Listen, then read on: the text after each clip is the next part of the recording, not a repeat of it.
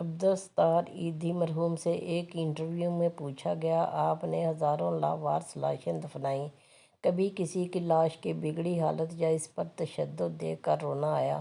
انہوں نے آنکھیں بند کیے گہری سوچ میں غوطہ زن ہوتے ہوئے کہا، تشدد یا بگڑی لاش تو نہیں، البتہ ایک مرتبہ میرے رضاکار ایک صاف ستھری لاش لے کر آئے جو تازہ انتقال کیے بوڑھے مگر کسی پڑھے لکھے اور کھاتے پیتے گھرانے کی لگ رہی تھی۔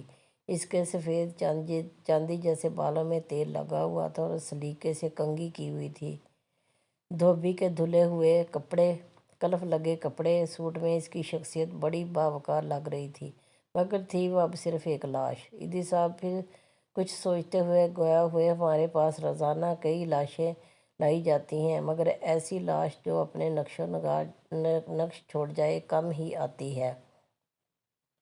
اس لاش کو میں غور سے دیکھ رہا تھا کہ میرے رضاکار نے بتایا۔ اس نے کراچی کی ایک پوش بستی کا نام لے کر کہا، یہ لاش اس کے بنگلے کے باہر پڑی ہوئی تھی۔ ہم جو ہی بنگلے کے سامنے پہنچے تو ایک ٹیکسی میں سوار فیملی جو ہمارا ہی انتظار کر رہی تھی، اس میں سے ایک نوجوان برآمد ہوا اور جلد بازی کا مظاہرہ کرتے ہوئے ایک لفافہ ہمیں تھماتے ہوئے بولا، یہ تدفین کے اخراجات ہیں۔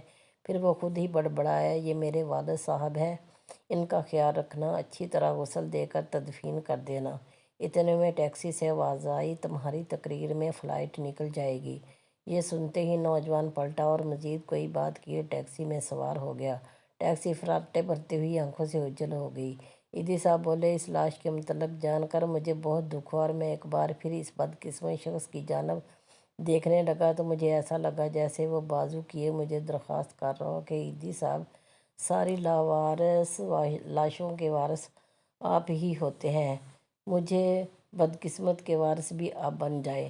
میں نے فوراً فیصلہ کیا، اس لاش کو غسل بھی میں دوں گا اور تدفین بھی خود کروں گا۔ پھر جو ہی غسل دینے لگا تو اس اجلے جسم کو دیکھ کر میں سوچ میں پڑ گیا، جو شخص اپنی زندگی میں اس قدر معتبر حساس ہوگا، اس نے اپنی اولاد کی پرورش میں کیا ناز و نمنا اٹھائے ہوں گے، مگر بیٹے کے پاس تدفین کا وقت بھی نہ تھا۔ اسے باپ کو قبر میں اتارنے سے زیادہ فلائٹ نکل جانے کی فکر تھی۔ وہ یوں اس لاش کو غسل دیتے ہوئے میرے آنسو چھلک پڑے، پھر وہ اپنے کندھے پر رکھے کپڑے سے آنسو پونچھتے ہوئے بولے، اس دنیا میں انسانیت کی ڈوبتی نیتا پر رو پڑا۔ خدا را اپنی اولاد کو عیش و عشرت کی بجائے بہتر تعلیم و تربیت پر زیادہ فوکس کرے۔ اگر آپ کو میری ویڈیو پسند آئے تو میری ویڈیو کو لائک کیجیے، دوستوں کے ساتھ شیئر کیجیے اور چینل کو سبسکرائب کیجیے۔ شکریہ۔